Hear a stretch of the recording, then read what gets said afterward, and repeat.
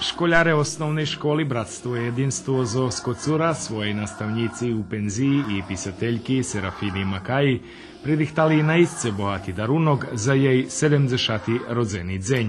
Zato, že je bol rodzeni dzenj, ta me dali recitujeci i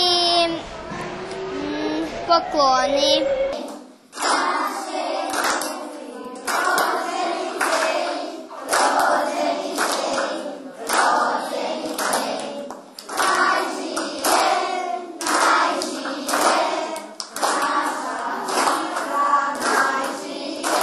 Nie spodziewali me. Taku krasnu programu, taku spontanu, taku ščiru porihtali, že som še malo nje rozplakala od šćesa.